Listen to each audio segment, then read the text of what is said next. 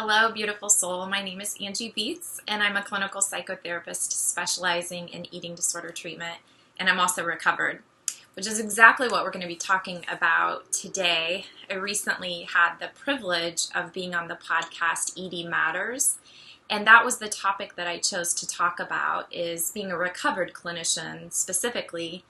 And I will put the link below so that you can check out their podcast.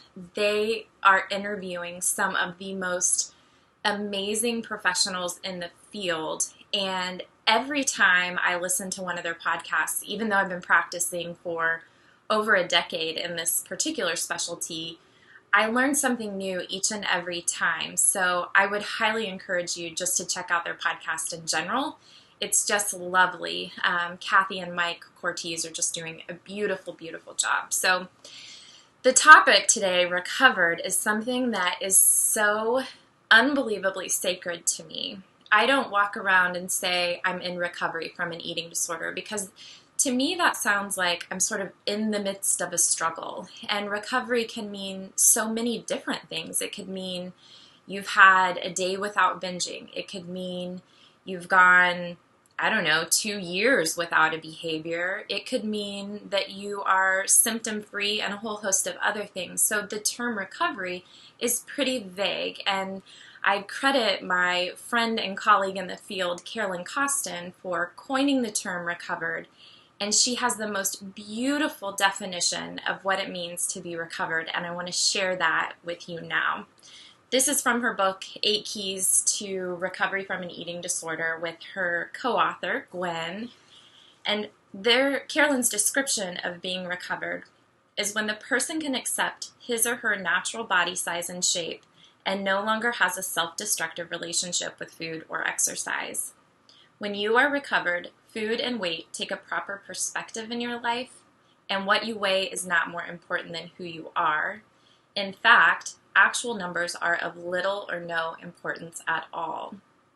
When recovered, you will not compromise your health or betray your soul to look a certain way, wear a certain size, or reach a certain number on the scale. When you are recovered, you do not use eating disorder behaviors to deal with, distract from, or cope with other problems. I just love the synthesis of that description. It really just, for me, embodies exactly what it means to be recovered. I especially love the part in there where she describes no longer betraying your soul. An eating disorder feels exactly like that, like you are a prisoner to this illness and not able to honor what your truest values are.